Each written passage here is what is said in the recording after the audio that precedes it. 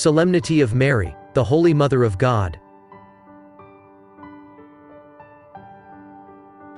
Unang pagbasa.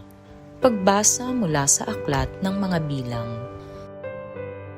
Sinabi ng Panginoon kay Moises, "Sabihin mo kay Aaron at sa kanyang mga anak na ito ang sasabihin nila sa pagbebendisyon nila sa mga Israelita. Pagpalain ka nawa at ingatan ng Panginoon, naway kahabagan ka niya at subaybayan. Lingapin ka nawa niya at bigyan ng kapayapaan. Ganito nila babanggitin ang pangalan ko sa pagbebendisyon sa mga Israelita, at pagpapalain ko ang mga ito." Ang salita ng Diyos. Salamat sa Diyos. Salmong tugunan. Kami iyong kaawaan, pagpalain poong mahal. O Diyos, pagpalain kami't kahabagan.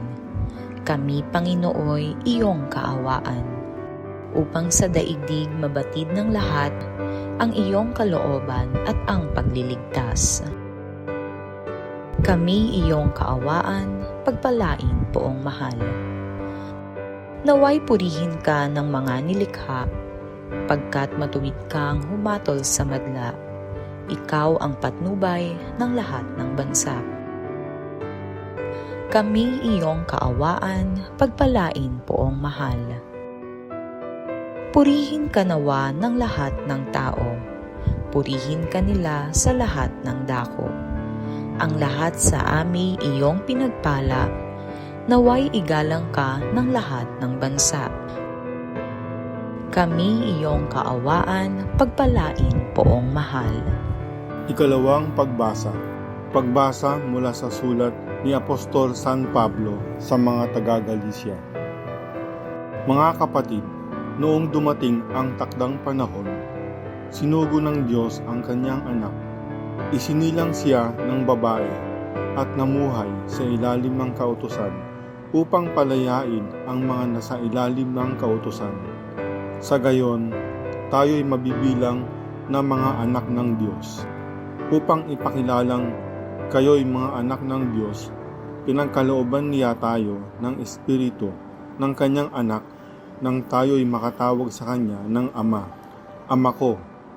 Kaya't hindi ka na alipin, kundi anak, sapagkat ikaw ay tagapagmana ayon sa kalooban ng Diyos. Ang salita ng Diyos. Salamat sa Diyos.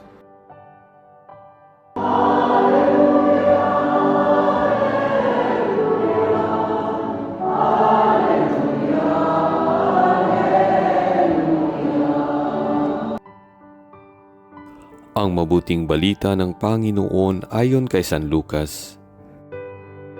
Noong panahong iyon, nagmamadali ang mga pastol na lumakad patungong Bethlehem, at nakita nila sina Maria at Jose at ang sanggol na nakahiga sa sabsaban. Kaya't isinaysay nila ang mga sinabi ng anghel tungkol sa sanggol na ito, at nagtaka ang lahat nang nakarinig sa sinabi ng mga pastol. Natanim sa isip ni Maria ang mga bagay na ito at kanyang pinagbulay-bulay. Umalis ang mga pastol na nagpupuri sa Diyos at nagpapahayag ng kanyang kadakilaan dahil sa lahat ng narinig nila at nakita na ayon sa ibinalita sa kanila ng anghel.